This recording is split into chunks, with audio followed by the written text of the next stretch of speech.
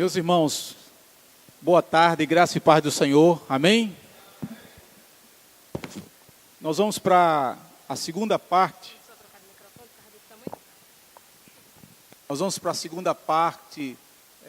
Da programação dessa tarde, e nós teremos o primeiro painel do Congresso Aleph 2016.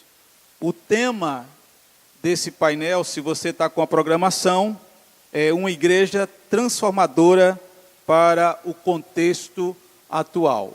Esse é o nosso tema, uma igreja transformadora para o contexto atual, e o objetivo desse painel é discutir as exigências, a relevância e as características de uma igreja local comprometida com a contextualização do Evangelho à realidade contemporânea, com o cuidado com os mais vulneráveis socialmente e com a transformação da comunidade na qual está inserida.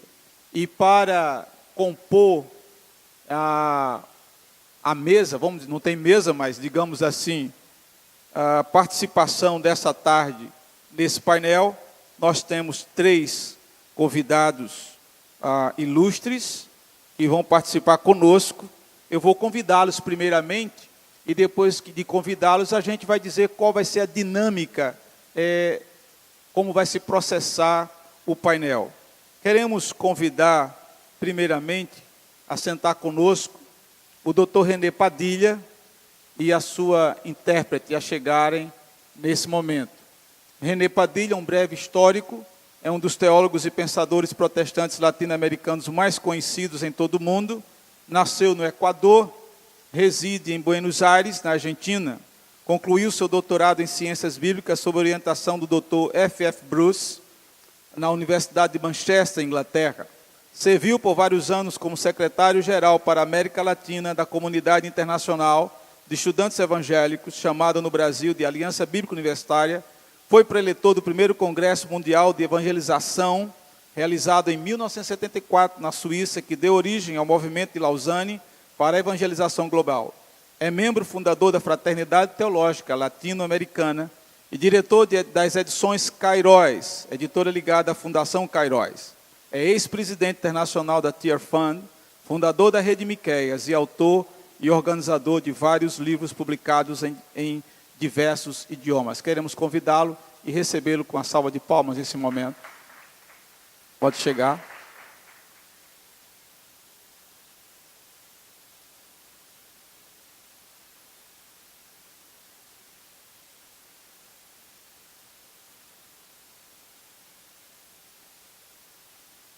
O segundo participante que está conosco nessa tarde é o pastor Ricardo Agreste, formado em Teologia e Filosofia, mestre em Teologia com especialização em Missões Urbanas pelo Calvin Theological Seminary, fundador do Projeto Timóteo, Centro de Treinamento para Plantadores de Igreja da Rede Conexão Atos 17, autor de 3 livros, articulista das revistas Cristianismo Hoje e Liderança Hoje, plantador e pastor da comunidade presbiteriana Chácara Primavera, em Campinas. Ele é casado com Sônia e tem 3 filhos, Luísa, Levi e Lígia. Vamos receber o Ricardo Agreste também com a salva de palmas, meus irmãos. Seja bem-vindo, pastor. E, finalmente, o terceiro e último componente, pastor Carlos Queiroz, nosso querido Carlinhos Queiroz, pastor da Igreja de Cristo e teólogo. Foi diretor da Visão Mundial em Angola na década de 90 e por 4 anos foi diretor executivo da Visão Mundial no Brasil. De 2009 a 2012 esteve à frente da direção executiva da Diaconia, entidade que trabalha em prol da defesa dos direitos humanos, econômicos, sociais, culturais e ambientais das populações empobrecidas e injustiçadas. Autor de vários livros nas áreas de missão, liderança e espiritualidade. Queremos convidar Carlinhos Queiroz, nosso querido irmão, vamos recebê-lo também com a salva de palmas.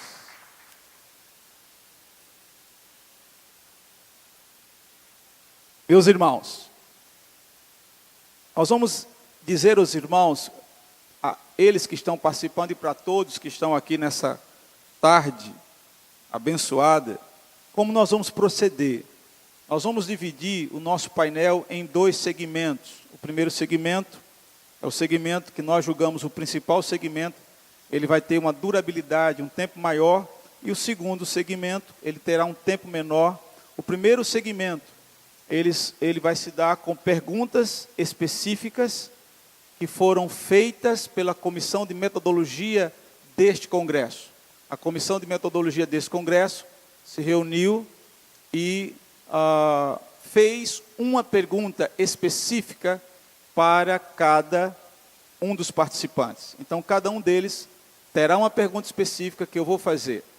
E eles terão até 15 minutos para responder a pergunta específica. Até 15 minutos. Obviamente que o tempo do Dr. René Padilha será um tempo maior por causa da tradução, da interpretação. Vindo a resposta, o fim da resposta, se algum outro membro que está aqui na frente do painel quiser fazer algum esclarecimento também, quiser uma participação, tem até 2 minutos para participar, ok? Então, esse é o primeiro segmento, o primeiro momento, são com perguntas específicas direcionadas para cada um deles. Vencido esse primeiro momento, nós iremos então para o segundo momento. Eu espero que dê tempo, porque nós queremos, segundo a comissão organizadora, ir até, no máximo, 18 horas, 18h10, porque 19 horas nós temos programação, já aqui temos que ter um tempo para refeição e etc.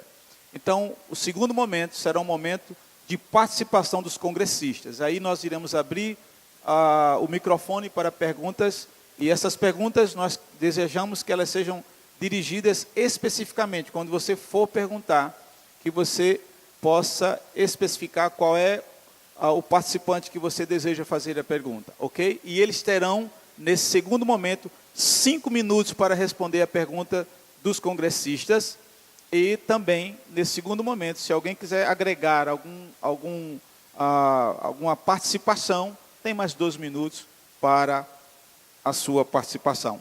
Eu só peço aos irmãos, e aqui a nossa tarefa como mediador é exatamente essa, de conduzir o painel, de falar das regras e estar fazendo de fato a mediação. Eu só peço aos queridos ilustres irmãos que eu vou ser criterioso com a questão de tempo, né? Então, assim, quando chegar ou quando estiver vencendo o tempo, eu digo, está vencendo o tempo, eu estou cronometrando aqui, para que todos possam participar, ok? Então, vamos então para a primeira pergunta. E essa primeira pergunta, irmãos, feita pela comissão, ela é dirigida para o Dr. René Padilha. E a pergunta, e nós temos aqui a nossa irmã que vai fazer a interpretação, é: quais as características de uma igreja transformadora para hoje? Repetindo, quais as características de uma igreja transformadora para hoje?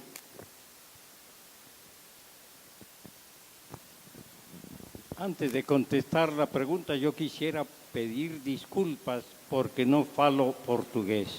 Antes de eu começar a fala, eu quero pedir desculpas porque eu não falo muito bem o português. Pero para mí es un gran privilegio estar con vocês. Mas para mim é um grande privilégio estar com vocês. ¿Cuáles son las características de una iglesia comprometida con la misión integral? Quais são as características de uma igreja comprometida com a missão integral?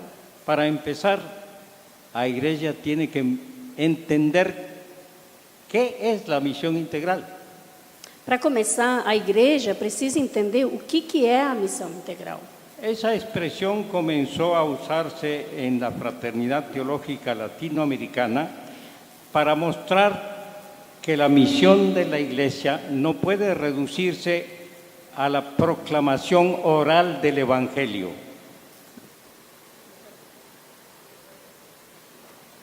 Esa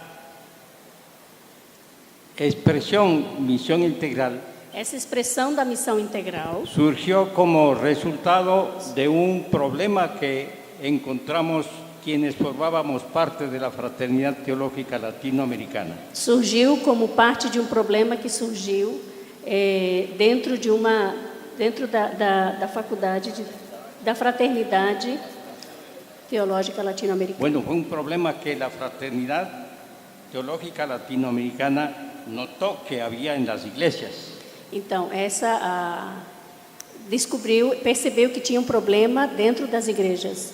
Que en muchas iglesias se reducía la misión de la iglesia a la evangelización entendida como un mensaje oral. E muitas igrejas entendiam que a evangelização era uma mensagem oral. Nosotros entendíamos que bíblicamente la misión no puede reducirse a una proclamación de un mensaje oral. E nós entendemos que a proclamação do evangelho não podia se resumir a uma mensagem oral. Que tenía que ir acompañado de un estilo de vida cristiano, Que tinha que andar acompanhado de um estilo de vida cristão, de un compromiso con el prójimo de um compromisso com o próximo, y no solamente un conocimiento de Dios, e não apenas um conhecimento de Deus, abstraído de todo lo demás. Distante de todo o restante. Y entendimos que era necesario poner énfasis en la necesidad de tomar en cuenta todas las dimensiones del Evangelio y de la vida humana. E entendimos que tinha que estar focado em todas as dimensões da vida humana. ¿Cuáles entonces deben ser las características de una iglesia que puede comprometerse con la misión integral? E quais são as características de uma igreja que pode se comprometer com a missão integral? Primero, entender que la misión de Dios, y es misión de Dios y por lo tanto no es simplemente una misión humana. Em primeiro lugar, entender o que é a missão de Deus e perceber que não é uma missão humana. Comprende todas las dimensiones de la vida humana. Compreender todas as dimensões da vida humana. Dios es creador. Deus é o Criador. El Señor Jesucristo es Señor y Rey de todo el universo. O Senhor Jesus é o Rei, o Senhor de todo o universo. Y el Espíritu de Dios obra en la vida de todos. E o Espírito de Deus opera na vida de todos. Todos los seres humanos están bajo el trino Dios. Todos os seres humanos estão debaixo da Trindade de Deus. La iglesia necesita comprender eso. A igreja necessita compreender isso. Necesita comprender que la misión es de Dios. Necessita compreender que a missão é de Deus. Y que Dios tiene interés en que todos los seres humanos lo conozcan, se relacionen con Él y vivan conforme a su propósito. Deus tem interesse que todos conheçam a Ele e vivam com o propósito de conhecer mais a Ele. Pero la iglesia no puede proclamar un mensaje que no está viviendo. Mas a igreja não pode proclamar uma mensagem que não está vivendo. Entonces esa es otra característica. Então En la iglesia tiene que haber formación de discípulos. Então essa é outra característica. A igreja precisa ter uma formação de discípulos. Discípulos que están aprendiendo lo que Jesucristo enseñó a sus discípulos. Todo lo que Él enseñó a sus discípulos. E entender que Jesus ensinou e tudo que Ele ensinou aos seus discípulos. Y no es solamente enseñar en teoría lo que Él enseñó. E não apenas ensinar na teoria o que Ele ensinou. Es enseñar a obedecer todo lo que Él enseñó a sus discípulos. Ensinar tudo que Ele falou e ensinou aos seus discípulos. La iglesia necesita comprender que sin formación de discípulos que están creciendo en el conocimiento del discipulado cristiano, no puede haber misión integral. A igreja precisa entender que sem o conhecimento, ela não pode ter um entendimento da missão integral. Otra cosa sumamente importante es que se entienda que no se puede hacer una división marcada entre el mundo secular y el mundo sagrado. Outra coisa que ela precisa entender é que não tem como separar do mundo sagrado do mundo secular.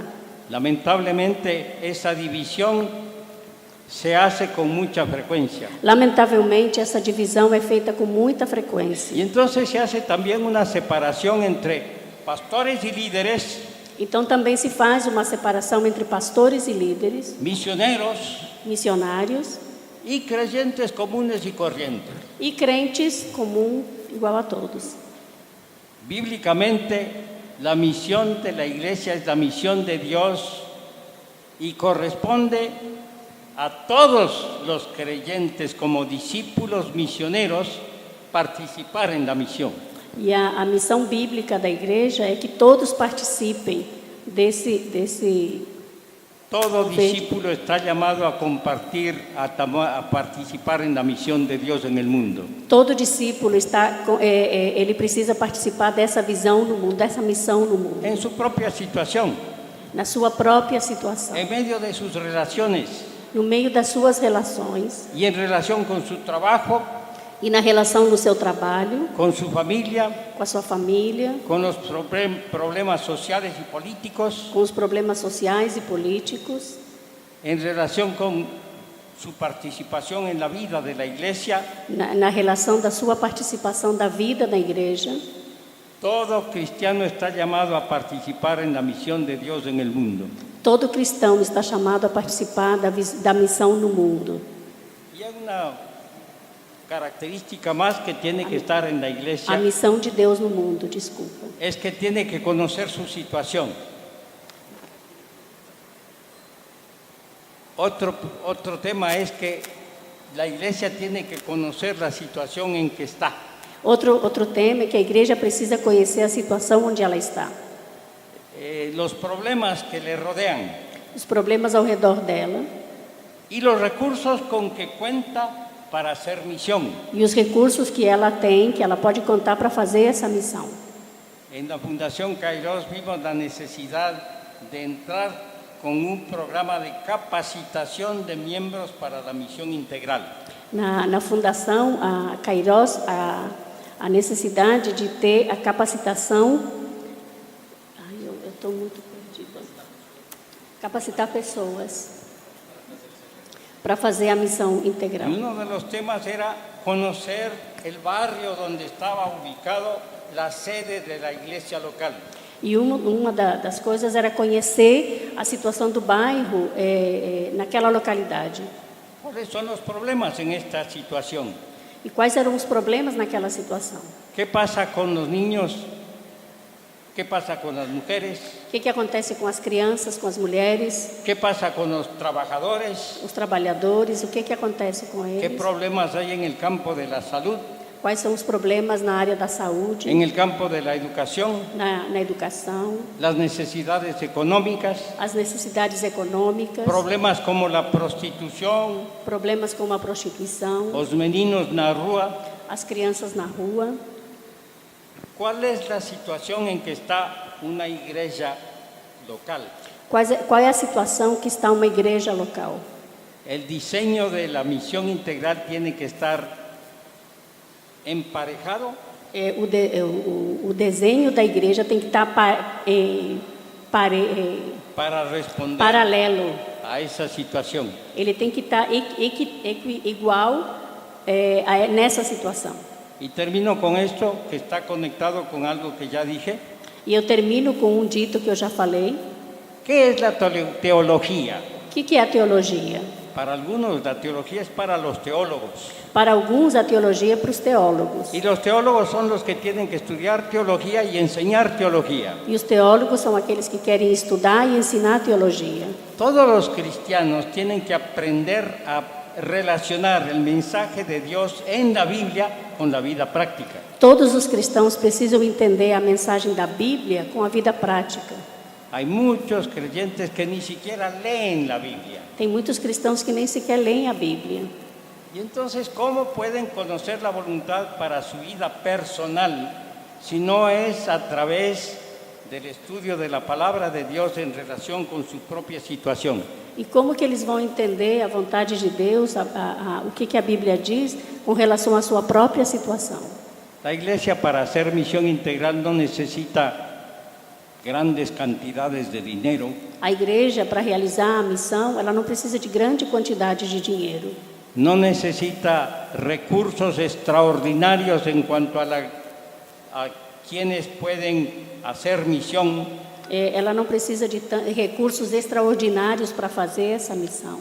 Lo principal es que conoce a Dios, O principal é que ela conhece a Deus. Y cada cristiano está creciendo como discípulo. E cada cristão está crescendo como discípulo. Cada cristiano busca la voluntad de Dios para su propia vida. Cada cristão busca a vontade de Deus. Cada discípulo busca a vontade de Deus para a sua vida. Y entiende que está llamado a participar en la misión de Dios en el mundo. E entende que ele está chamado a participar da missão de Deus no mundo. Y su participación no va a ser solamente con palabras. E a sua participação não vai ser apenas com palavras. Tal vez también por medio de su estilo de vida, cómo vive. E também pelo seu estilo de vida, como que ele vive. Y por medio de buenas obras. E também pelas obras. Las buenas obras no son, digamos, optativas. E as boas obras, elas não é opcional.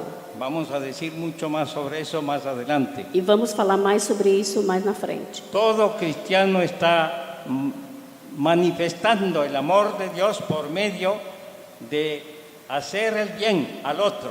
Todo cristão se manifesta ao fazer o bem pelo outro. Porque Dios nos ha llamado a amar a Dios sobre todas las cosas y al prójimo como a nosotros mismos. Porque fomos chamados a amar a Deus e ao próximo como a nós mesmos. Gracias. Ok? Eu não sei se o Ricardo ou o Carlinhos gostaria de, como nós falamos, acrescentar alguma coisa a respeito do que foi falado. Não?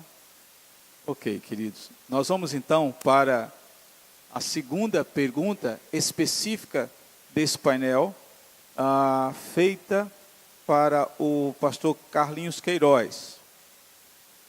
E a pergunta feita pela comissão foi: como a igreja local pode se tornar um lugar de acolhimento e serviço aos vulneráveis, excluídos e discriminados? Mais uma vez, como a igreja local pode se tornar um lugar de acolhimento e serviço aos vulneráveis, excluídos e discriminados? Carlinhos.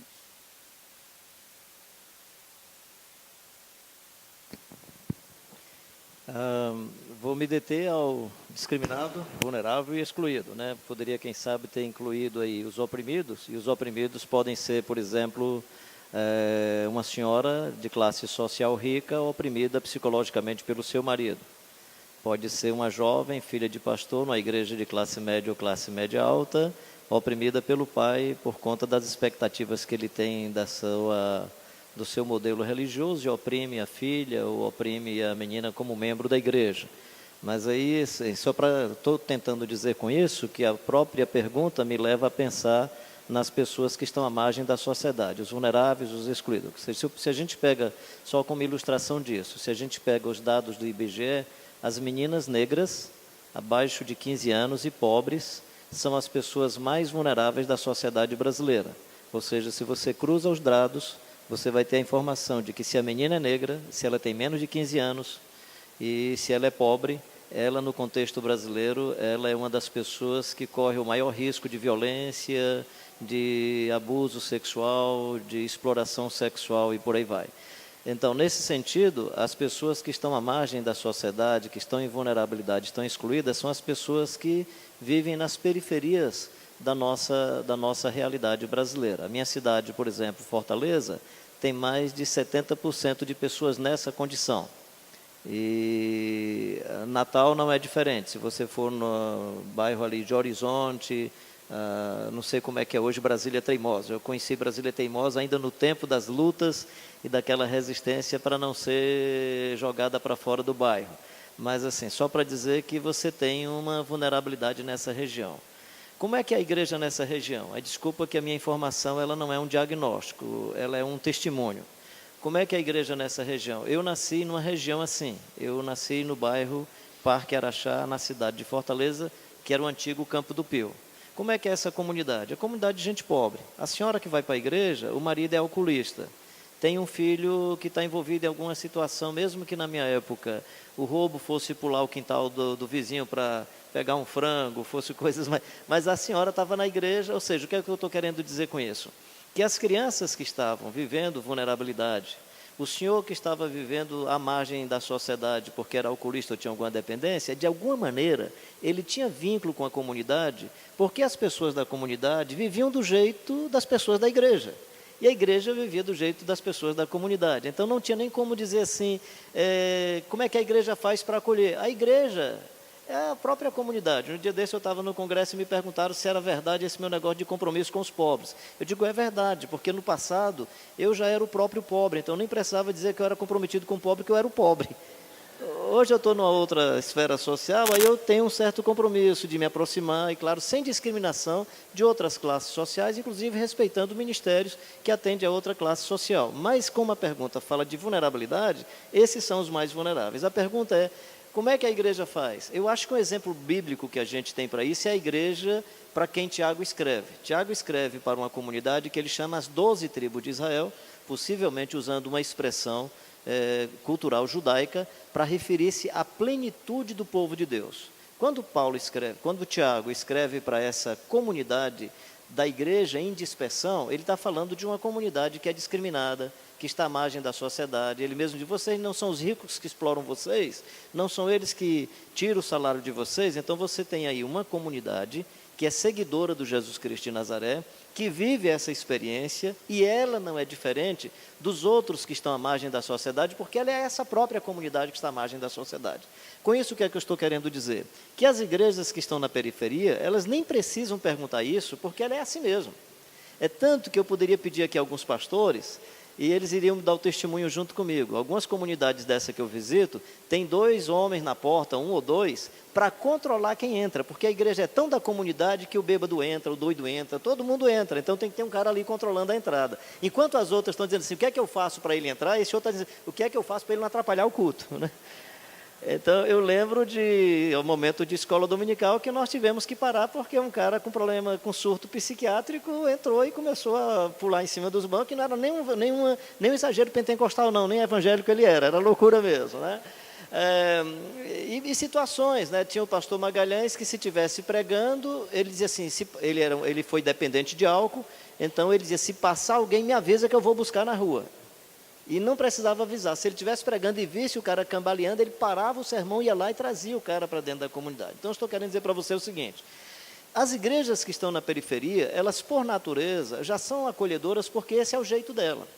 Ela pode ter até algumas características baseadas no seu arquétipo religioso, de santidade, de forma de vestimenta, que aí diz que o cara está de bermuda, não entra. Aí vai depender de qual é o perfil religioso, se é o pentecostalismo clássico, mas se é a igreja batista, presbiteriana, congregacional, que não tem muito não está muito focado nessa ideia de lugar sagrado, não tem problema que o rapaz chegue e entre. Então, é por natureza acolhedora, até porque a mãe que está no culto é mãe do rapaz que está com problema, às vezes, envolvido em grupos de violência. A mãe que está no culto é mãe do garoto que é dependente. Então, na verdade, as igrejas que estão na periferia, elas, por natureza, são a própria comunidade. Elas fazem da própria comunidade. Talvez essa pergunta seja para o outro tipo de igreja, que é o que eu chamo o modelo mais shopping center. E quando eu falo isso não é de forma pejorativa, não. É só para facilitar a descrição. Que é a igreja que tem a mesma natureza dos grandes shoppings. Ela precisa ser um pouco distante da cidade, só tem acesso àquele shopping o garoto que tem condição de ir de táxi ou de ir num transporte urbano que leva até aquele espaço. E se ele vai com a roupinha mais desgastada, ele vai ficar sendo observado porque ele não tem a marca da besta, ele não tem poder de compra, não pode comprar nem vender. Como ele não pode comprar nem vender, né, aí ele não tem aquela característica, não tem a marca na testa e na mão, então ele vai ser observado. Esse modelo de igreja, que o pobre tem mais dificuldade de chegar e de entrar, aí sim, quem sabe essa igreja precisa repensar essa pergunta. Como é que a gente faz para que quem está à margem da sociedade, para que o outro que se sente tão bem naquele ambiente, não... Eu estou vendo aqui a Livete, né? E eu estava na igreja de Butrins uma vez. Eu vou contar essa história, o Robson Cavalcante não está aqui para se defender, né? Mas eu estava na igreja de Butrins e o Robson Cavalcante pregando, né? Aí um cara atrás, aleluia, né? Aí o Robson pregando, e o cara, aleluia, né? E eu pensando que era um pentecostalzão cheio do espírito, não, era um cara cheio do mel, né? Então, na verdade, o cara lá estava de bermudão, sem camisa, podia assistir o culto, comeu um pedacinho de rapadura que o pessoal dava na hora, não sei se ele ia por causa da rapadura, né? E eu me lembro que ele foi e disse assim, ei, Não tem outra pessoa para falar no lugar desse rapaz, não, porque tudo que ele está falando eu não estou entendendo nada. Bota alguém que eu possa entender, né? Eu conto isso porque o Robson, depois ele mesmo contava essa história, dizendo que ele tinha uma capacidade acadêmica de trazer algumas informações, e às vezes ele percebia que não comunicava com esse tipo de gente. Então eu estou colocando isso de maneira... Mas só para dizer o seguinte, um tipo de igreja que o cara está dando glória a Deus aqui atrás, e era a igreja batista com glória a Deus, né? Só que não era a igreja do irmão, não era aleluia do irmão da igreja, não, era de um senhor da comunidade que era recebido como gente da comunidade. Então, em outras palavras, eu estou dizendo para você o seguinte, a gente tem que pensar nessa igreja que já é bem popular, que a senhora vem, e aí tem um senhor que sabe falar, que tem um discurso adequado e pode pegar o microfone e falar, e ela está sentada ali no meio de todo mundo, aí ela fala de qualquer jeito, mas fala, se expressa socialmente no ambiente, termina de falar, a gente pergunta o que é que ela falou, diz que foi mistério. Mas tem o direito de falar. Não estou falando do ponto de vista teológico, estou falando do ponto de vista sociológico. E aí eu estou falando da igreja periférica, mas de perfil pentecostal, naturalmente. É a minha vertente, né, e tal. Porque a outra igreja, ela faz o seguinte. Aí você diz assim, não, mas a Universal, ela é também igreja tipo shopping. Mas aí a pessoa que vem, ele é cliente.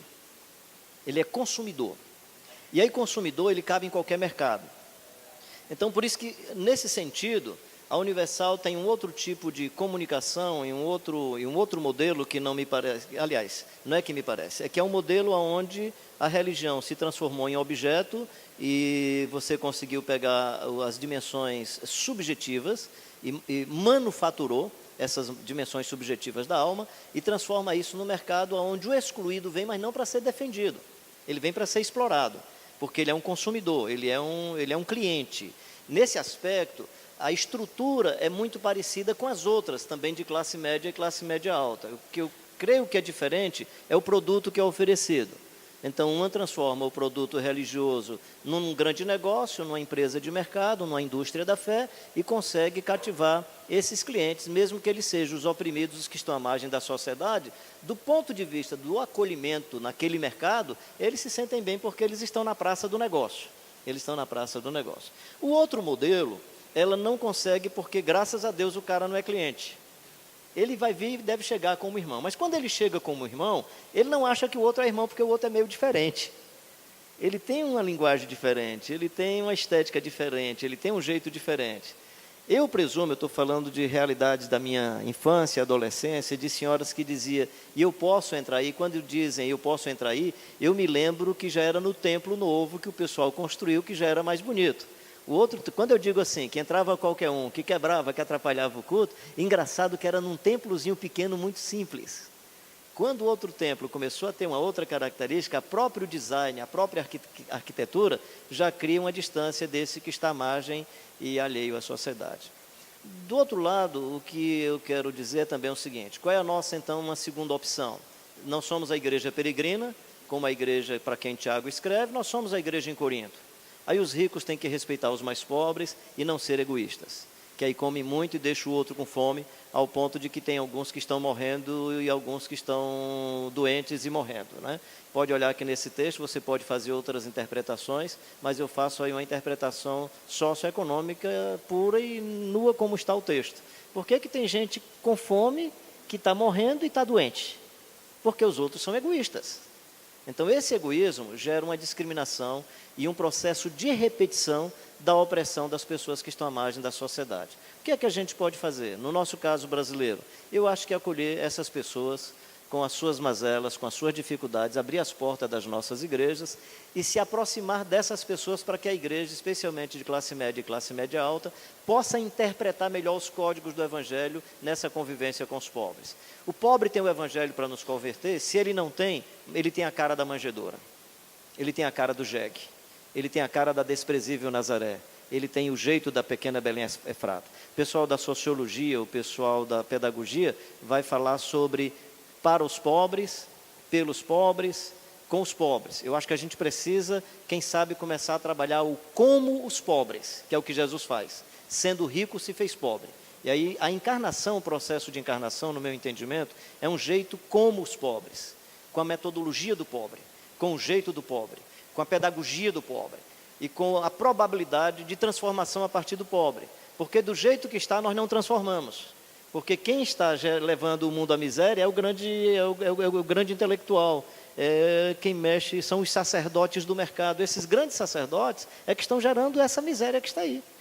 Então, se a gente pensa em transformação de maneira objetiva no contexto social em que nós vivemos, possivelmente quem tem a transformação é quem vem da pequena Belém Efrata, é quem vem da desprezível Nazaré. A não ser que, e aí eu também acredito nisso, nós possamos desfrutar de uma transformação transcendente, e aí minha vertente pentecostal, graças a Deus, acredita nisso, numa dimensão transcendente, sobrenatural, que vem de cima para o nosso contexto. Mesmo assim, à luz do Evangelho, eu acho que aquele que estava nu, aquele que era faminto, com sede, forasteiro, né, essas características desses seres humanos que estão assim, a grande surpresa do texto não é eles, a grande surpresa é quem fez por eles. Senhor, quando foi que nós fizemos isso? E o Senhor está dizendo que foi ao Senhor que nós fizemos. Aí ele diz, o que fizeste a um desses meus pequeninos, a mim vocês fizeram. Então, quem é essa pessoa que está em vulnerabilidade? Aquele que não tem mais o que comer. E aí, para isso, chega ao extremo de negociação do corpo. De ser escravo, seja escravo do sexo, seja escravo do trabalho, mas porque não tem o que comer, se torna escravo de alguma maneira. Não tem mais terra, não tem mais condição do trabalho. A única coisa que ainda possui e vai perder a dignidade é o corpo, né? Então, quem não tem o que comer, quem não tem mais o que vestir, quem não tem mais o que vestir, está numa condição de nudez total. O forasteiro não tem nacionalidade, não tem, né? E aí, quem acolhe essas pessoas? Esse quem acolhe, eu me refiro à igreja. Esse quem acolhe deveria ser a igreja, os seguidores e as seguidoras de Jesus. Vinde benditos os de meu Pai.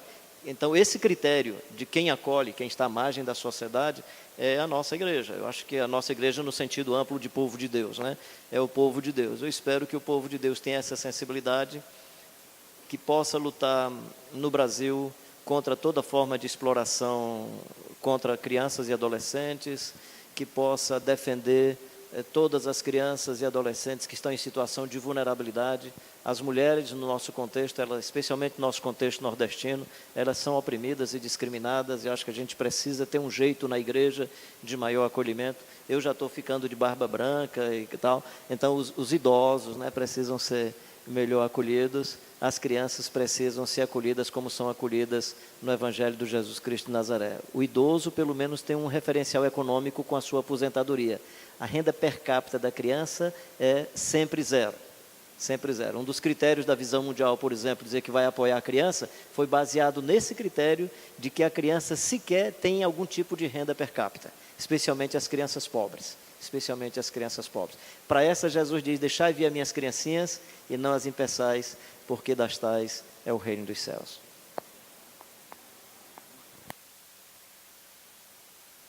Não sei se o Ricardo gostaria de acrescentar alguma coisa. Não? Então, vamos para a terceira e última pergunta específica, feita para o pastor Ricardo Agreste.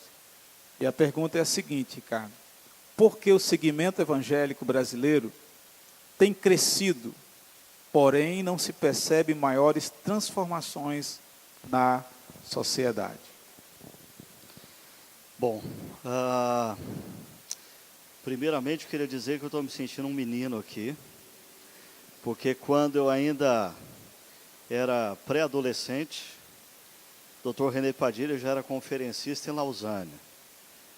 E o Carlinhos, que eu tenho muita honra de estar com esses dois queridos, porque eu queria dizer, se você quer entender o que de fato é missão integral, na sua dimensão teológica, clássica, profunda, você está diante de um dos homens que eu considero que tem esse conteúdo extremamente claro e profundo, que é o Dr. René Padilha. Mas eu sei que ele não gosta disso, mas o meu amigo Carlinhos ali, se você quer, eu conheço muita gente que fala de missão integral, mas se você quiser ver missão integral, passa uma semana com o Carlinhos.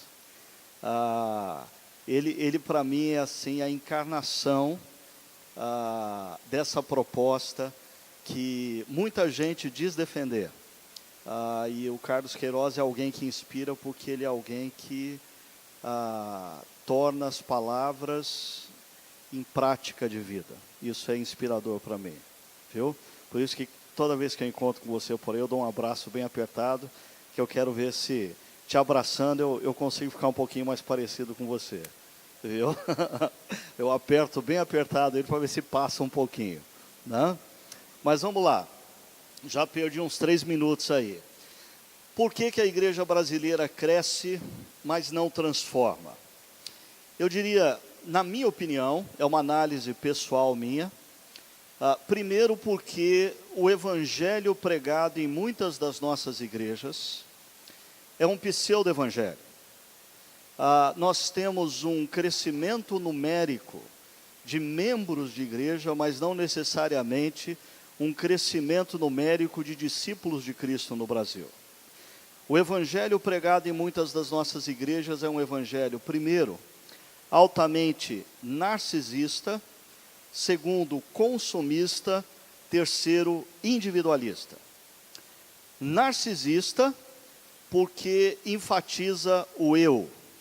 Jesus morreu por você. Jesus vai abençoar a sua vida.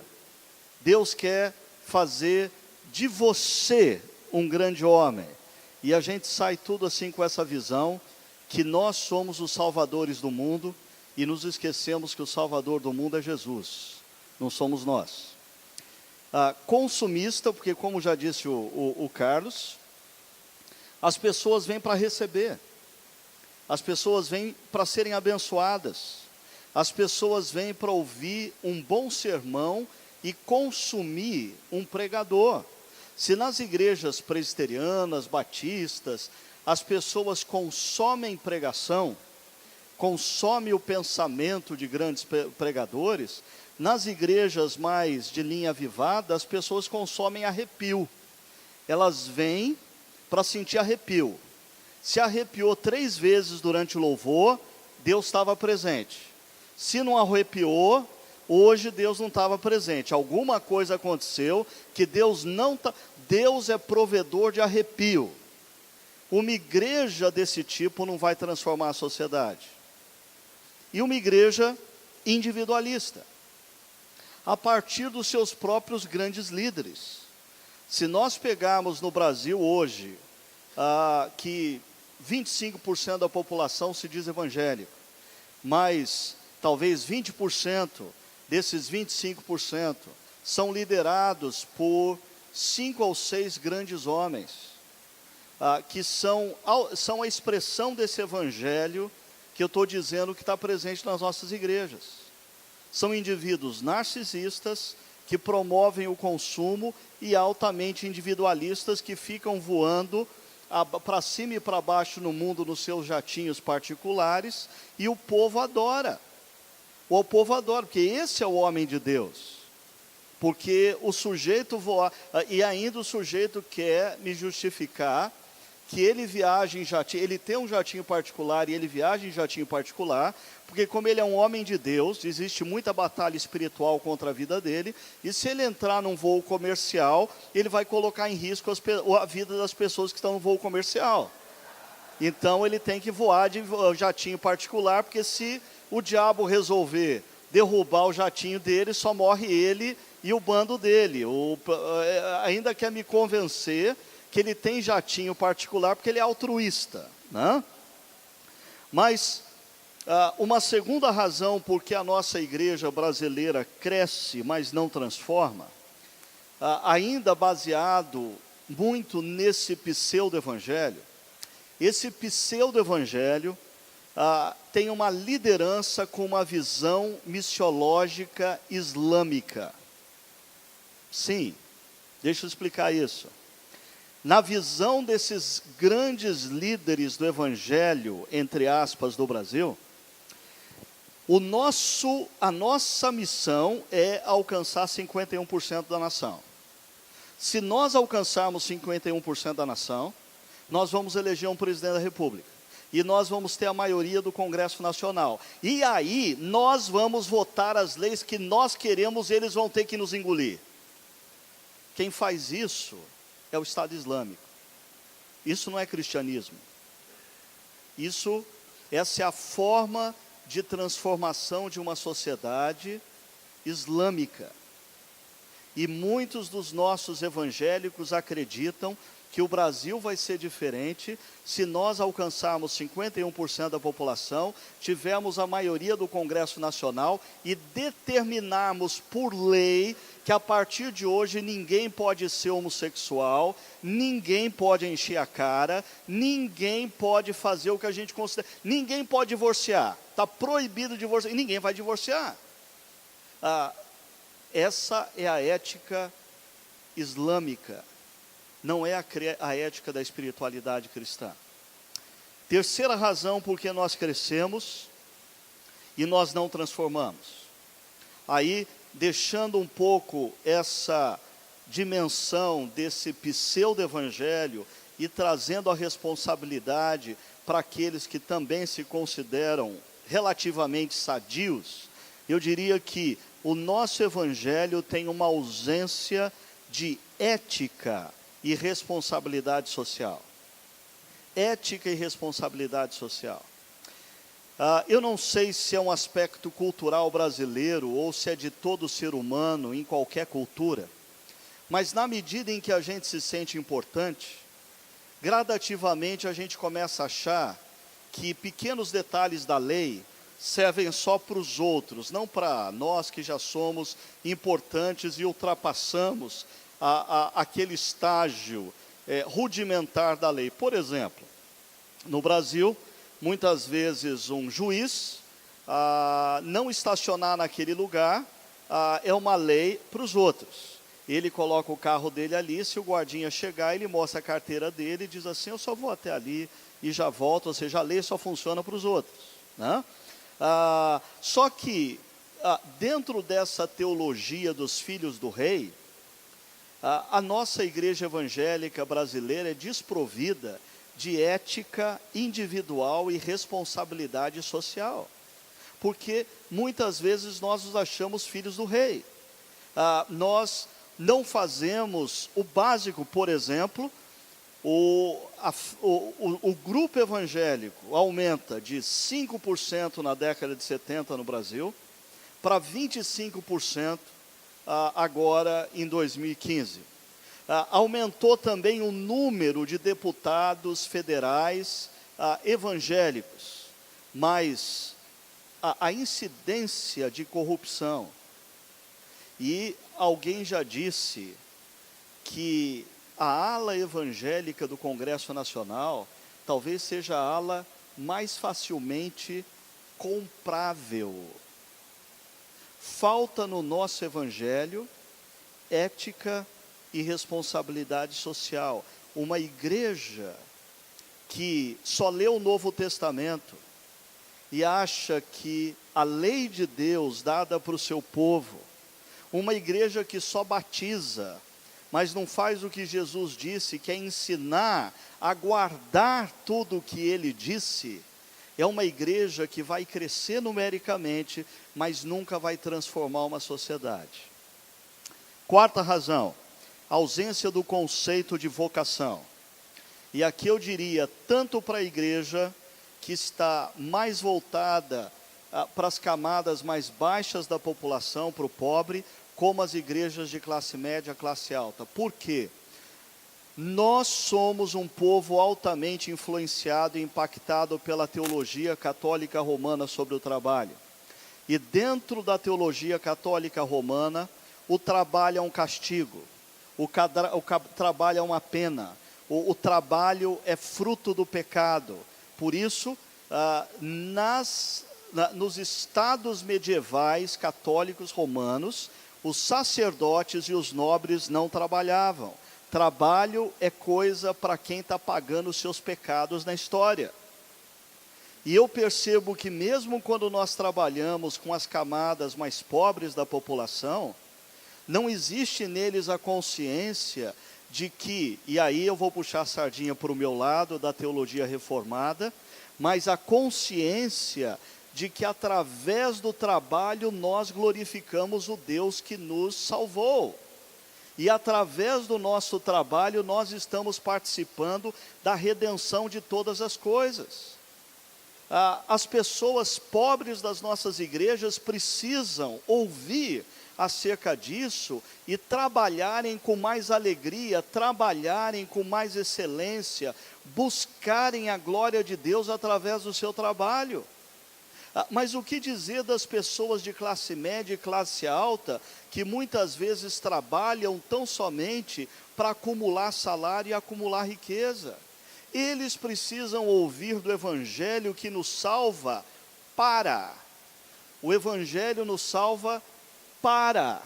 Nós fomos salvos para a glória de Deus. E uma das formas de nós manifestarmos a glória de Deus é quando um médico se converte ao Evangelho e passa a atender os seus clientes num posto da periferia como nenhum outro médico da prefeitura atende. Quando um professor da rede pública compreende o que é ser discípulo de Jesus e ele passa a ser até discriminado pelos companheiros, porque ele não enrola mais em sala de aula e ele dá a melhor aula daquela escola. É quando uma atendente de um balcão de um restaurante atende todo dia com tanta alegria que impacta o doutor, o advogado que encostou no balcão para pedir um cafezinho, e ele tem o dinheiro que aquela atendente não tem, mas ele não tem a alegria que ela tem em trabalhar, em servir. Nós precisamos resgatar o conceito de vocação para o trabalho, para a glória de Deus, se nós queremos transformar a sociedade brasileira. E último ponto, uma das razões pelas quais a igreja brasileira cresce numericamente, mas não transforma a sociedade, é porque nós, por comodidade, não temos nos voltado intencionalmente para anunciar o Evangelho a pessoas estratégicas da nossa sociedade. E aqui, eu sei que eu estou correndo o risco de ser tremendamente mal entendido, mas eu vou correr esse risco. O Evangelho no Brasil, ou, deixa eu substituir o termo, a igreja evangélica no Brasil cresce muito nas últimas décadas entre a população de baixa renda.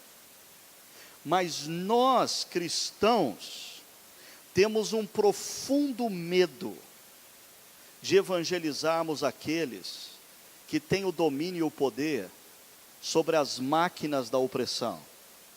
Então nós ficamos libertando o oprimido, mas nós jamais vamos desligar as máquinas da opressão, se nós não anunciarmos o Evangelho também a estes que estão ocupando posições estratégicas na sociedade e no nosso país. Quando você alcança com o Evangelho um jovem que estuda direito e você o discipula e ele presta um concurso, ele se torna um juiz federal, esse jovem pode, como discípulo de Jesus, fazer diferença na nossa sociedade. Quando você alcança um médico e esse médico, tomado pelo Evangelho e a excelência do seu trabalho, se torna secretário num município, secretário da saúde num município, ele tem o poder de transformar a máquina. O que eu estou dizendo não é que nós temos que voltar os nossos olhos para aquelas pessoas ricas, estratégicas, os intelectuais, os mais favorecidos e nos esquecemos dos pobres. Não, nós devemos, se nos declaramos da missão integral, que diz que o Evangelho é para o homem todo e para todos os homens, nós precisamos alcançar o pobre e perder o medo de alcançar e deixar o Evangelho transformar o rico, porque o pobre precisa ser tirado da máquina opressora, mas se nós alcançarmos com o Evangelho rico e ele for transformado pelo Evangelho, a máquina opressora é desligada. Então, está aí as minhas considerações. Obrigado, Ricardo. Não sei se Carlinho quer acrescentar alguma coisa? Não? Então, meus irmãos, amados e irmãs, nós vamos para o segundo momento do nosso painel e agora nós vamos então abrir para perguntas dos congressistas. Hermano René, grande alegría. Irmão René, grande alegria. Quedé muy animado por sus palabras de que Eu fiquei muito la animado iglesia com no as suas puede llevar un palavras, mensaje que no está viviendo, que a igreja não formar pode levar uma mensagem discípulos que não está vivendo. con todo lo que Jesús enseñó. Sin formación de discípulos no puede haber misión integral. Sem formação de discípulos não pode ter Parece que missão es un integral. desafío para la iglesia en general, no esa como ese libro de la gran omisión, que el énfasis más en vayan y no en formar discípulos, enseñar todo. La pregunta, porque es un espacio de esperanza, ¿no? Especialmente por su declaración y su colocación, que algunos no hacen, colocar la formación de discípulos como inseparable de la misión. ¿Cuáles serían algunos indicadores, pistas de un modelo de formación de discípulos que sea congruente con la propuesta de misión integral? Ele gostaria de perguntar qual que é um sistema de pistas para discipular pessoas na missão integral. Bueno, si escucharon la presentación que hizo George Barro, Se vocês ouviram a apresentação que Jorge Barros ahí fez, está la respuesta. aí está a resposta. La vida cristiana tiene que vivirse en esas 4 dimensiones, A vida cristã precisa ser vivida nessas 4 dimensões. en relación con Dios, con el prójimo, con la creación de Dios y con uno mismo. É uma restauração de Deus com o homem, La dele com iglesia o próximo, com o meio ambiente e com Deus. La iglesia tiene que tomar conciencia de que no hay discípulos que vivan una vida íntegra delante de Dios y delante del prójimo y en relación con la creación y consigo mismos. Não tem como viver esse evangelho sem ter Si la iglesia no se está valores. ocupando de cada esfera de la vida, de cada dimensión de la vida. Se a igreja não entender isso como uma dimensão de vida. Para mí eso es lo esencial. Para mim isso é o essencial. Un discípulo no puede ser una persona que piensa únicamente en términos de su relación con Dios para salvar su alma. Um discípulo não tem como ele pensar de uma redenção apenas para ele. Tiene que tomar conciencia de todas las dimensiones de la Ele tem vida que cristiana. ter entendimento de todas as dimensões do cristianismo. Y la iglesia tiene que proveer o ensino necesario E a en igreja esa precisa, dirección. e a igreja precisa providenciar esse ensino Ya necessário. mencioné la necesidad de que todos los miembros de la iglesia aprendan lo que significa relacionar la enseñanza bíblica con su vida práctica. El estudio bíblico no es solamente para los eruditos o para los pastores. O estudo bíblico não é apenas para os eruditos ou para os pastores. El encuentro diario con Dios, O encontro diário com Deus, con su palabra, com a sua palavra, poniendo cada aspecto de la vida delante de Él para su transformación, colocando diante dele cada aspecto da vida na transformação, es absolutamente necesario. é absolutamente necessário. Yo creo que hace falta que los pastores tomen conciencia de la importancia de la formación de los discípulos de Jesucristo como una prioridad. Eu acredito que é uma prioridade que os pastores entendam que fazer discípulos nessa missão. El mandato de Jesucristo, que no es un mandato, es realmente una manera de involucrar a su pueblo en la misión de Dios, no es simplemente vayan, hagan discípulos. Habiéndose puesto en movimiento, enseñen a obedecer todo lo que Jesucristo ha enseñado. Eu não estou conseguindo ouvir ele. Y se enseña mucho por el ejemplo. E a gente segue muito pelo exemplo. Los líderes de la iglesia tienen que modelar la vida cristiana en todas sus dimensiones. Os líderes cristãos precisam moldar sua vida em todas as dimensões, Incluyendo la posibilidad de que reconozcan sus propios errores y pidan perdón. incluindo que ele precisa reconhecer os seus próprios erros. Yo creo que como líderes no estamos exentos de tentaciones, Eu acredito que, como líderes, nós não estamos isentos de tentações. pero tenemos que entender que Dios es un Dios que nos recibe con nuestras debilidades y quiere hacer de nosotros verdaderos discípulos de Jesucristo. E entendemos que Deus ele nos aceita com as nossas Y debilidades. precisamos la ayuda del cuerpo de Cristo. E precisamos da ajuda do corpo de Cristo. Ok. Mais alguma pergunta, irmãos? Você tem que levantar e o Mendes vai até você. E você, por favor, dirija quem você vai fazer a pergunta, não é? Boa noite, meu nome é Cíntia, eu participo da Aliança Bíblica Universitária, que é associada à IFES, e eu tenho uma pergunta que envolve a ABU, os movimentos estudantis e a igreja local. Então, quem se sentir à vontade para responder, e René Padilha, que nos apoia muito com a literatura da ABU. Então, de que forma as igrejas devem se aproximar de movimentos que estão interessados em transformar a sociedade? Por exemplo, a ABUB/IFES atua nas universidades e escolas e precisa do apoio de igrejas. Como isso deve ser feito?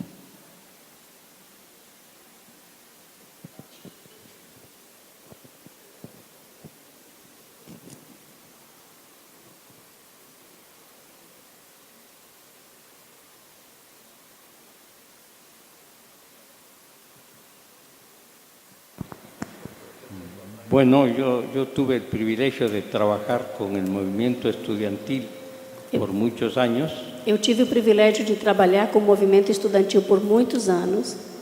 y entendí que mi principal tarea era ayudar a los estudiantes a un encuentro regular con la palabra de Dios E eu entendi que o meu trabalho era levar eles a ter um verdadeiro encontro com Deus y a poner su vida con todas sus capacidades e colocar sua vida com todas as suas capacidades al servicio de Dios y del prójimo.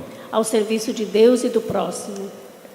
Una insistencia que yo encontré necesaria entre los estudiantes era Uma insistência que eu vi nos estudantes mostrarles que para servir a Dios no tenían que ser pastores, e fazê-los ver que para mostrar Deus, eles não precisariam ser pastores que a Dios podían servirlo como profesionales.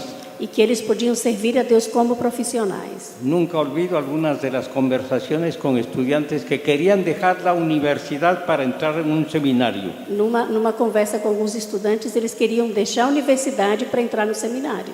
Y les preguntaba, ¿y por qué? E eu perguntava para eles, mas por quê? Y muchas veces, bueno, porque yo quiero servir a Dios. E eles diziam muitas vezes, porque eu quero servir a Deus. Bueno, ¿cómo van tus estudios de medicina? E como teus estudos de medicina? Bueno, no tan bien. Como é que eles andam? E o aluno respondia, mais ou menos. Por eso quieres ser pastor. Então é por isso que você quer ser pastor? ¿No será que Dios quiere que sigas estudiando lo que empezaste a estudiar, pero servir a Dios como médico y estudiar un poco más? Será que Deus não quer que você continue estudando e servindo a Ele com mais afinco? Pienso que la separación entre lo secular y lo sagrado afecta mucho a la iglesia. Eu acredito que a separação do sagrado e o secular afeta muito a igreja. A Dios lo servimos en el campo en que estamos actuando en nuestro trabajo, Nós servimos a Deus no campo que estamos trabalhando, en el contexto en que vivimos, no contexto em que vivemos con la posición social que tenemos. e com a posição social que temos. Y creo que en los grupos estudiantiles hay que poner énfasis en eso. E eu acredito que nos grupos estudantil temos que colocar ênfase nisso. Y que vean su profesión como un servicio a Dios, E que seja um professor como serviço a Deus. una manera de darle gloria a Dios. E uma forma de dar glórias a Deus.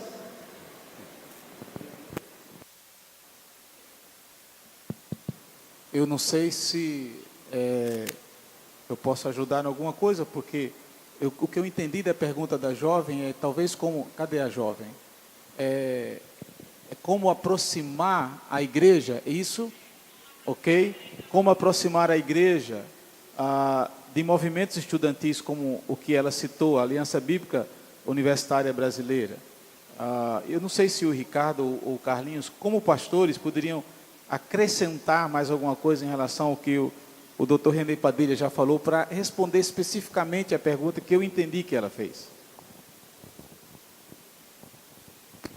Especificamente sobre a Aliança Bíblica Universitária no Brasil, eu sou testemunha à igreja desse alcance, né? O primeiro presidente da Aliança Bíblica Universitária era o Benício Orlando, que foi escolhido lá, na época não tinha eleição, era o Robson Cavalcante com Dionísio Pepe, que foi a Fortaleza e tal. Então, só para dizer o seguinte, aqui vocês têm o exemplo de Wycliffe, Zwinglio, que são da igreja presbiteriana, Abimael, o médico Asclepíades, o Toniel, que eu acho que ainda é professor aqui da universidade em Fortaleza, Benício Orlando, Carlinhos, Ricardo Gondim, eu presumo que tem um momento relevante na vida dele por essa passagem pelo mundo estudantil em Fortaleza. João Venâncio, que nos fornecia toda a literatura, que é esse pastor maravilhoso que tem aí, a gente chegava lá e ele ia falando, olha, tem esse texto, tem esse, ele trabalhava muito, não só como o cara que gerenciava das maiores livrarias lá de Fortaleza, mas fazendo esse trabalho pedagógico de informação.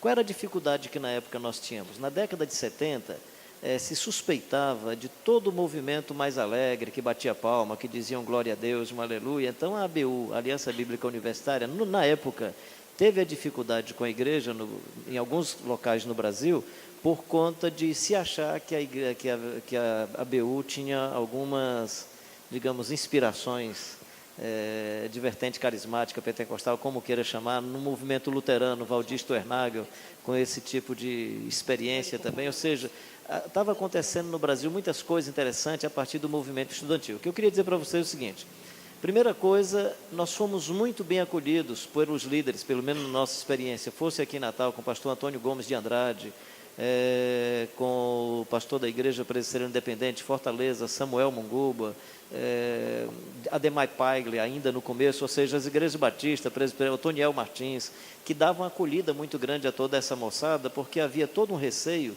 de que os jovens indo para a universidade abandonassem a igreja. E na época a ABU trabalhava muito bem na formação de líderes. Hoje muitos líderes que você tem no Brasil são pessoas que aqui eu poderia pedir para levantar a mão, e muitos aqui tinham passado por essa experiência. Então você tem de um lado essa participação da igreja. O que acontece hoje, eu acho que é o próprio movimento que precisa se repensar. Eu acho que o movimento precisa estudar qual deve ser a atuação dele nesse contexto. Eu acho que essa é uma coisa que a Aliança Bíblica Universitária no Brasil deveria pensar. E eu presumo que não é nem como a igreja se aproxima, é como que os estudantes, no diálogo com as lideranças, que isso a gente tinha boa orientação na época, a gente se aproximava desses líderes, eles vinham para dar palestra, dar estudo bíblico, e com isso a gente fazia aproximação e pontes de contato que eram muito interessantes. Então eu animaria o grupo a retomar essa experiência de como conversar com as lideranças para um novo momento, no que diz respeito à aproximação com a igreja. E os temas são outros. O tema na época era fé e ciência. Quem vai para a ciência perde a fé. Quem está envolvido com a fé, a universidade achava que não tinha ciência. Hoje o tema eu acho que é outro, totalmente diferente. Eu acho que são as questões de justiça, garantia de direitos. Eu acho que nós temos outros temas que precisaria dessa aproximação com a igreja. Eu acho que a ditadura o que fez foi criar um espaço de diálogo onde a ABU não era problema, ou seja, estou falando de alguns nomes, Penaforte, outros rapazes que eram lá do nosso contexto, eles achavam nesse espaço um ambiente de diálogo e um ambiente onde eles podiam se expressar também. Mesmo assim, pelo menos estou generalizando, nós não tivemos no caso brasileiro, exceto o Robson Cavalcante, uma postura mais, digamos, de resistência, não é? Mas a ABU, na época, eu presumo, ela foi espaço de acolhimento, não de resistência, na minha leitura. Eu não vi a ABU como um espaço de resistência, até porque na década de 70 a coisa já era muito séria, né? Havia um protestante que estava como presidente da República e num momento de muita opressão. Mas, assim, só dizendo que era um espaço muito mais de acolhimento, pelo menos no caso brasileiro, do que de resistência. Pessoas que resistiram naquele momento, membros da ABU, eu acho que não era por causa da ABU. era porque participava de algum movimento estudantil, eles tinham experiência em outros ambientes. Mas no que diz respeito à pergunta, aproximação com as lideranças, eu queria animar a mesma estratégia do passado, de chamar os pastores para dirigir estudo bíblico, de visitar a igreja, de não ocupar muito espaço do culto, mas falar um pouquinho, convidar os jovens para suas reuniões. E, no caso da ABU, evangelizava a moçada e entregava os pastores para batizar. Me lembra a Dulce, que se tornou, era médica, fazia medicina, que se tornou membro da igreja presbiteriana, era o pessoal chegando, onde é que você estava? Vamos lá conversar com o pastor e você vai ser batizado aí na igreja dele. Então, isso é, porque evangélico é assim, se converte é sinal de que Deus está provando, né? Rapidinho, eu acho que a relação entre os movimentos universitários e a igreja ou as igrejas locais é uma relação diversa dependendo do lugar que você está no Brasil. Eu conheço cidades onde a relação entre o que está acontecendo em grupos da ABU e igrejas locais é muito interativa. A igreja local apoia e a ABU, por outro lado, está sempre conectada aos movimentos das igrejas locais. Mas existem cidades hoje que eu percebo que essa interação não acontece. E o que eu acho interessante, e eu estava meio constrangido de dizer isso, mas daí o Carlinhos foi, eu vou no vácuo dele. Eu acho que na década de 70, 80, a igreja tem um modelo de liderança altamente rural ainda, e desprovido de capacidade de dialogar com o universitário, com o mundo urbano, com os profissionais. Hoje, em muitas igrejas, isso não acontece mais. Só que eu percebo que muitos movimentos universitários se tornaram mais um movimento associado aos desigrejados do que um movimento como era a ABU nos anos 70 e 80, de apoio à missão da igreja, forçando a igreja a se engajar na missão. Se a igreja tem dificuldades, aqueles que são cristãos na universidade são parte dessa igreja doente com dificuldades, eles não estão à parte. E eu acho que alguns movimentos hoje, eles se colocam como mais saudáveis do que a igreja, como se fosse possível eles serem da igreja e serem saudáveis enquanto a igreja é enferma.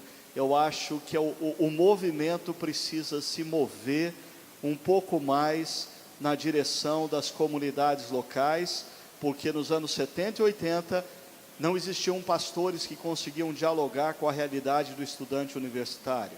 Mas hoje a gente tem líderes dentro das comunidades, e até eu diria comunidades locais, que apoiam e fazem o trabalho universitário que a ABU fazia nos anos 70 e 80.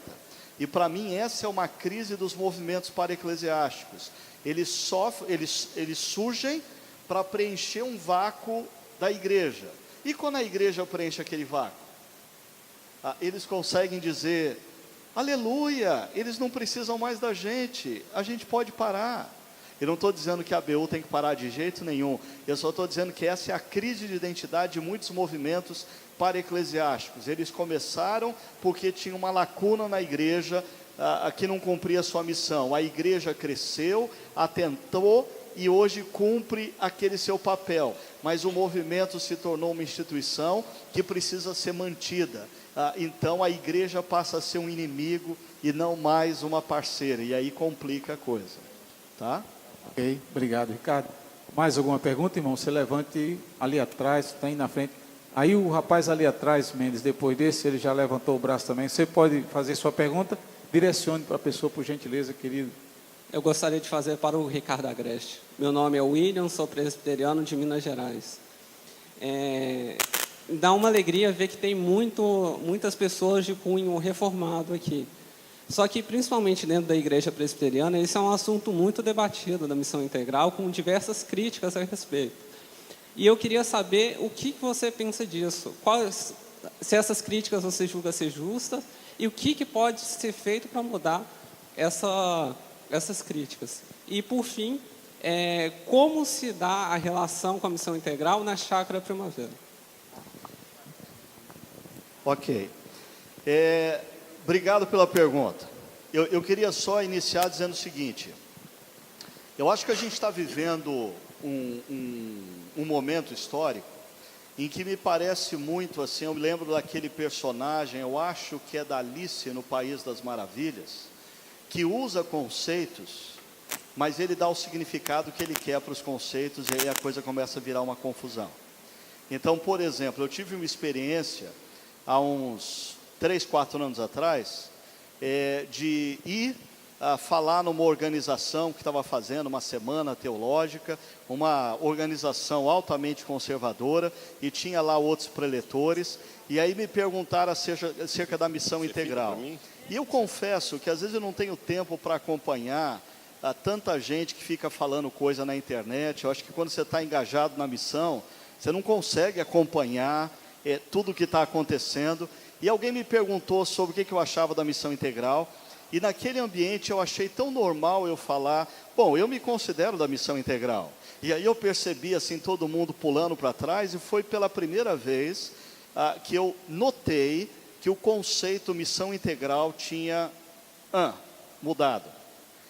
Porque eu acho que a minha leitura mais uma vez, eu acho que eu me considero alguém da caminhada da missão integral. Eu tenho amigos que há 20 anos falavam uma coisa, hoje eles continuam falando a mesma coisa, mas eu tenho amigos que lá atrás iniciaram um processo da missão integral, e aí volto a dizer, é a minha percepção. Hoje o discurso deles me parece muito mais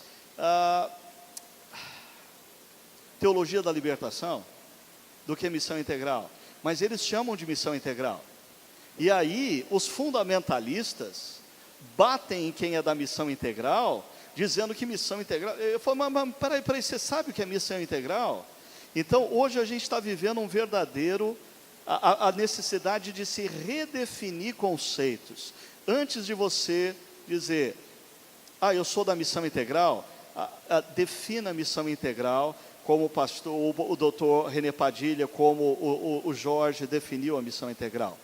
Outra coisa, por exemplo, você falou, fico muito feliz de que aqui existem muitos reformados. Eu não sei se isso é bom ou se isso é ruim. Porque eu me considero reformado. E eu conheço reformados, assim, altamente engajados numa cosmovisão e numa concepção de que a redenção de Deus está acontecendo na história e na criação. E isso faz de um reformado que pensa assim, alguém engajado na missão integral naturalmente. No entanto, dependendo do reformado, ele diz que ele é reformado, mas as posições dele estão muito mais para fundamentalista, se bobeassem flertando com o próprio islamismo, porque ele é capaz de matar quem não concorda com ele vai trucidar quem fala o que ele não concorda, e ele também se afirma reformado. Então, o que eu queria concluir? Nós estamos hoje precisando sempre redefinir conceitos e até avaliar se alguns deles vale a pena a gente insistir, né? Por exemplo, a gente tem que redefinir o que a gente entende por eu sou cristão. O que é isso? Eu sou evangélico. Você é da igreja daquele cara que aparece na televisão? Não, eu não sou. Quando eu vejo, eu falo, eu não sou evangélico. Então eu tenho que me redefinir. Reformado, o que significa isso? Missão integral, defina. Eu me defino como um pastor presbiteriano que há 30 anos está engajado na missão integral, e que a minha teologia reformada faz todo sentido no desempenho e no meu exercício pastoral reformado. Como a Chácara Primavera se envolve? Interessante. Nós fizemos uma opção que não é o único jeito, ok? Não é o único jeito, é só uma opção que a nossa comunidade fez. a nossa comunidade optou por nós seríamos uma comunidade que não teria nenhuma instituição do tipo creche, asilo, orfanato, hospício, hospital, nada. Nós não criaríamos outras instituições. Então, o que nós faríamos? Nós constantemente desafiaríamos os membros da nossa comunidade, enquanto discípulos de Jesus, se engajarem nos movimentos já existentes na cidade. Então, nós temos inúmeras pessoas que trabalham numa organização que cuida com crianças com câncer. Nós temos pessoas que trabalham numa organização os jovens da nossa igreja, eles têm uma organização que não tem nada a ver com o CNPJ da igreja, na região mais carente, mais violenta da cidade de Campinas. Então, eu acho, hoje perguntaram para o Jorge, o que significa ser uma igreja missional? Eu diria que a igreja missional é uma igreja que forma discípulos de Cristo, com qualidade, com profundidade, e que os discípulos de Cristo exercem a missão no mundo. A igreja como instituição, ela não precisa necessariamente fazer esse papel, mas a igreja pode formar discípulos que fazem esse papel. Então, agora mais recentemente, a gente foi assim, impactado pela notícia de um filho de um plantador da nossa comunidade, de 3 anos de idade, com leucemia, que precisa de doador de medula óssea, e aquele negócio impactou tanto pessoas da nossa comunidade, que médicos, que pessoas da rádio e TV, e vários profissionais se juntaram e organizaram uma campanha, e deflagraram uma campanha por toda a cidade, e eu estava tomando café da manhã com um grupo de homens da igreja, eu olho para a televisão na padaria, e eu vejo a campanha que está sendo feita na igreja, lá na padaria, eu falo, mas eu não fiz isso. Não foi a instituição que fez isso, foram os discípulos de Cristo engajados na cidade que estão fazendo diferença. Então, volto a dizer, esse não é o jeito certo de fazer, esse é só um jeito de fazer. Nós optamos por não termos uma estrutura pesada. Desculpa, mas só mais um minuto. Confesso também que isso talvez venha de um trauma meu. Porque o meu primeiro ministério em São Paulo, durante 10 anos, num bairro muito carente, nós criamos uma instituição chamada Betsaida, começamos uma creche, que levou outra creche, que levou outra creche, que levou uma casa de passagem, que levou uma escola, e de repente, eu como pastor, eu tinha que assinar 100 carteiras profissionais, quando eu tinha que mandar um funcionário embora, que eu nem conhecia, eu perdia 20 membros da igreja, que era amigo dele, eu falei assim, não, esse negócio, eu preciso voltar a ser pastor, eu preciso formar discípulos que exerçam a sua missão na cidade e na história. Então, a igreja Chácara Primavera tem feito essa opção. Nós reunimos pessoas que dedicam tempo para as entidades da cidade e dinheiro para as entidades da cidade. Inclusive, em Campinas, a gente começou, ou a gente replicou aquele projeto que já acontece em Recife, agora lá Transforma Campinas, e a nossa igreja é um dos polos de levantar voluntários para as entidades sociais da nossa cidade.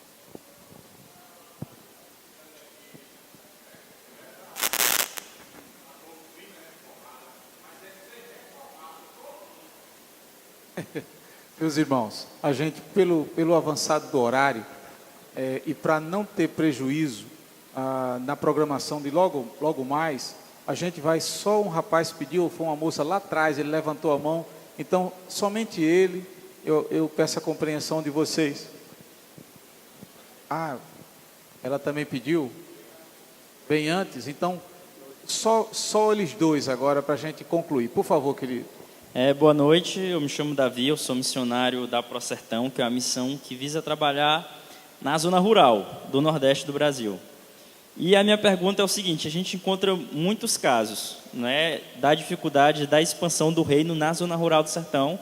Pode ser para o Carlinhos, ele pode responder essa pergunta. E é o seguinte: ou nós vamos ter organizações e missões que implantam estruturas gigantescas na zona rural que não são replicáveis. Por exemplo, eu vou lá e implanto um projeto que custa R$1 milhão e que não vai ter como implantar em outras comunidades, porque eu estou gastando muito dinheiro ali e eu não tenho como alcançar as outras comunidades. Ou nós vamos ter igrejas que são extremamente burocráticas, né? Principalmente eu me encaixo, minha igreja se encaixa nisso, que é uma igreja tradicional, e uma comunidade de 5 famílias não vai poder ter uma igreja ali, ou nem sequer uma congregação, porque não se encaixa no modelo de igreja que é implementado pela estrutura eclesiástica. Então, eu queria saber, no caso da zona rural, que a gente tem aproximadamente no Nordeste brasileiro aí 14 milhões de pessoas na zona rural, né? Acho que a população aí de muitos países superior. No caso da zona rural, como a gente consegue multiplicar igrejas em pequenas comunidades que tem 5 famílias, 10 famílias, 20 famílias, que jamais vai ser viável você ter um pastor bancado, né? Um pastor ali que você vai pagar um salário, porque a comunidade é muito pequena. Como é que a gente faz para a igreja se multiplicar e florescer ali?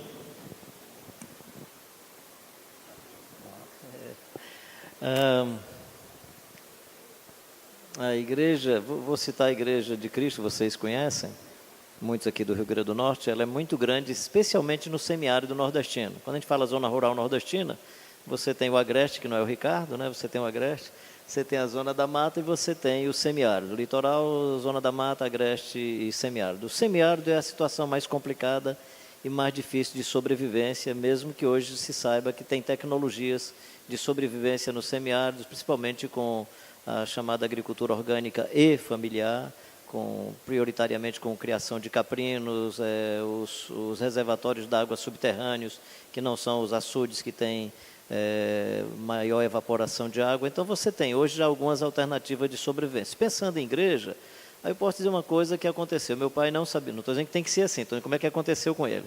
Meu pai não sabia ler, aprendeu a ler lendo a Bíblia, e no lombo de cavalo, em 1950, tem um jornalista aqui de Natal fazendo uma descrição sobre as igrejas evangélicas no interior do Rio Grande do Norte, dizendo que de Mossoró, ali na Tombra do Elefante, até o extremo da Paraíba, Pau dos Ferros, Itaú, Tabuleiro Grande, em 1950, a soma de membros dessa igreja já era 80% da soma das demais, incluindo a Assembleia de Deus.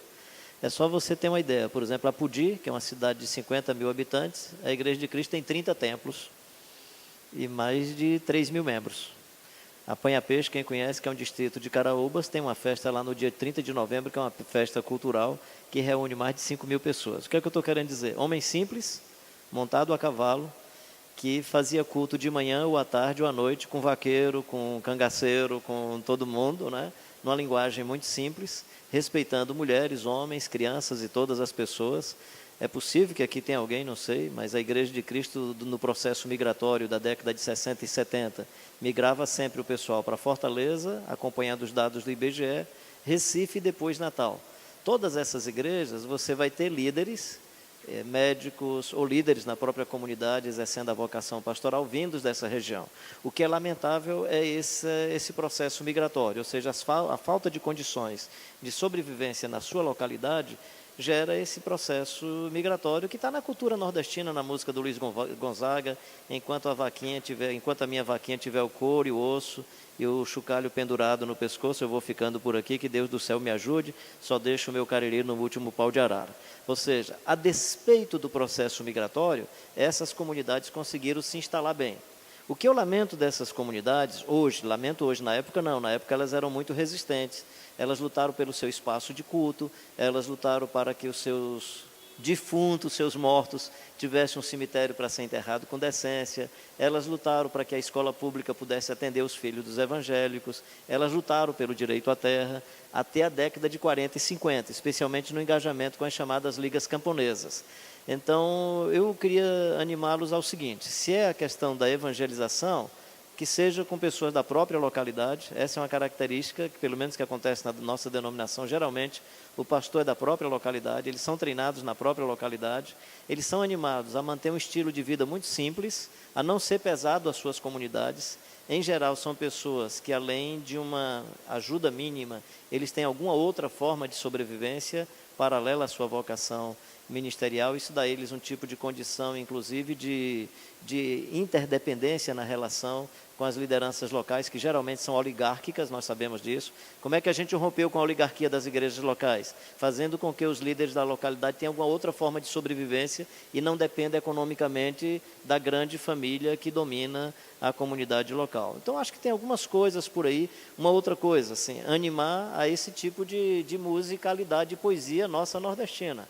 Você tem uma musicalidade, uma poesia muito bonita, e nessas comunidades, se você pegar os hinos da harpa cristã produzidos na década de 30 e na década de 80, era do Manuel Egino aqui, 84 hinos, escrito pelo Manuel Egino, que era aqui do Rio Grande do Norte. Veio de Pará, mas morou aqui, presumo que aprendeu aquela forma literária de musicalidade. Você pode pegar a primeira harpa cristã, primeira impressão da harpa cristã da Assembleia de Deus, que está lá, MHS, Manuel Egino de Souza. 84 na primeira edição. Aí ele veio para a Igreja de Cristo, o pessoal tirou os 84 hinos do Manuel Egino. Mas assim, só para dizer o seguinte, só animando a essa questão da poesia, e vocês têm cantores que estão aqui na região, não estou celebrando os grandes ajuntamentos, não é isso que eu estou dizendo, mas há alguma coisa na cultura que ainda é cativante para esse nordestino que gosta de poesia, que gosta da vida muito simples, desse estilo mais caseiro. O nosso problema, aí vem um problema, e aí com isso eu encerro essa reflexão. O nosso problema é que nós tentamos catolicizar o nosso jeito de viver nessas comunidades. O que é que eu estou querendo dizer? Se o padre ia e fazia um tipo de celebração religiosa, a gente quer fazer a mesma coisa. O pessoal do passado não. Só para você ter uma ideia, um tio Pedro, que era pastor lá em Apanha Peixe, celebrava a ceia com pão e água, porque não tinha vinho e ele não queria dar açúcar. E deu maior confusão com os pastores. Aí, quando os irmãos vieram reclamar que não era que é sangue, porque é vinho, aí ele disse, não, mas disse que quando o soldado passou a lança do lado de Jesus, derramou sangue e água, então pode ser água também. Arranjou um argumento bíblico-teológico para justificar. O que eu estou querendo dizer para você é o seguinte, era muito simples. Só para outra ilustração desse mesmo pastor, vai chegando numa fazenda, o pessoal está reclamando porque não chegou a senhora que fazia a novena. Ele, não, eu também sei celebrar novena. E aí começou, ó, que saudosa lembrança, tenho de ti, ó Sião, cantou um bendito, depois cantou outro bendito, e o pessoal nunca mais quis que ele ficou cantando os benditos e se transformou em um local, congregação. Uma congregação em Santana, em Caraúbas, no Rio Grande do Norte. Então, era um jeito muito simples, acolhedor, sem muita sofisticação. Em alguns momentos, eu acho que aí precisou depois trabalhar-se a hermenêutica que eles faziam, as formas de interpretação bíblica e trabalhar algumas coisas. Mas até hoje continua assim. Só para você ter uma ideia, aqui tem alguns pastores da Igreja de Cristo, a presidência da denominação, geralmente, durante esse período, era de pessoas da zona rural e nunca das capitais. Poderia ser de Fortaleza, de Natal, do Recife, nunca. Hoje sim, mas por muito tempo a zona rural quebrava um tipo de dominação capital, zona rural. Isso para dentro da denominação era coisa muito... Então essa tua pergunta me anima, até quem for mais aí pesquisador, faz uma pesquisa em torno dessa instituição. De novo, década de 80, um jornalista aqui de Natal fez sobre Apanha Peixe um levantamento, que é uma região, vocês sabem, que é uma região de muita violência, e ele identificou uma comunidade que é 70% de evangélicos. Nunca houve roubo, nunca houve assalto, nenhum jovem envolvido com violência nessa interiorização da criminalidade, da família Carneiro, que é daquela região, vocês sabem disso, nunca aconteceu, e o jornalista coloca uma frase que é mais ou menos assim, o mais que acontecia era briga de irmãos um com o outro, mas nem palavrão eles sabiam dizer. Então assim, só para dizer que eu acho que tem saída para o semiárido nordestino. Eu estou dizendo não só a zona rural, estou me referindo mais ao semiárido, que é a região mais sofrida e mais carente do Nordeste. A última pergunta então, queridos, para nós terminar. Ante la descripción que hiciera inicialmente el pastor Ricardo Agreste sobre la crisis de una buena parte de la iglesia brasileña, me pregunto de qué manera se puede levantar una voz profética que denuncie estos tristes hechos y a la vez se muestre el mensaje de Cristo. Diante de uma igreja em crise, né, como levantar uma voz profética, né, que possa mudar isso. Eu acho que... deixa eu falar da voz profética na segunda parte. Eu acho que, primeiramente, aqueles que têm vivido um engajamento no Evangelho, na Palavra de Deus, nos discipulados de Jesus, eu acho que precisariam se aproximar desse movimento evangélico neopentecostal, aonde existem obreiros, pastores, líderes, que, ao meu ver, mais e mais estão buscando ajuda. Eles querem conhecer mais da Bíblia, eles estão cansados do que eles vivem nessas comunidades neopentecostais, porque eles são submetidos a metas, a números, a resultados. Alguns deles não conhecem o Evangelho. Outros até conhecem o Evangelho, mas de uma forma distorcida e precisam ser esclarecidos. Então eu creio que nós, igrejas históricas, movimento da missão integral, precisa se desnudar do preconceito e se aproximar dessa igreja com uma teologia disfuncional, sem que isso soe arrogância da nossa parte. Porque nós também temos as nossas disfuncionalidades. Então nós precisamos falar com humildade e com amor. Segunda coisa, eu acho que no modelo de Jesus, Jesus, quando anunciava o reino de Deus às multidões, Jesus falava do reino de Deus como uma realidade confrontadora.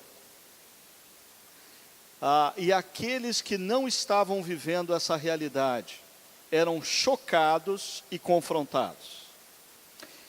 Mas interessante é que quando pessoas de dentro daquela multidão se aproximavam pessoalmente para conversar com Jesus, o discurso de Jesus era acolhedor.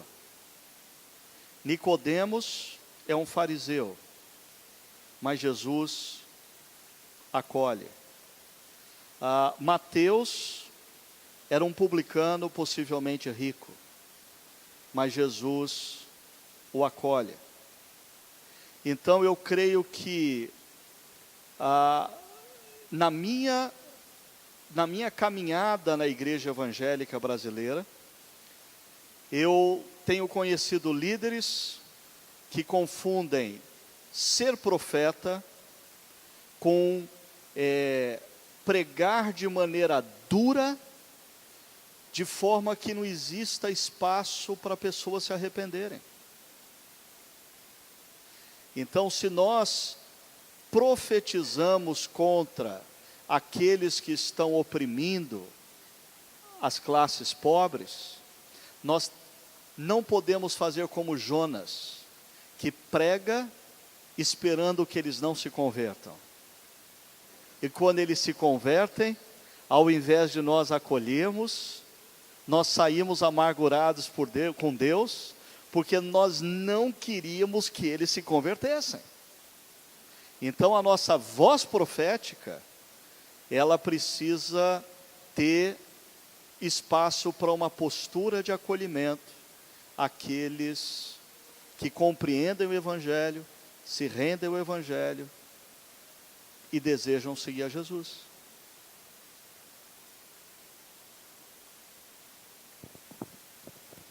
Ok.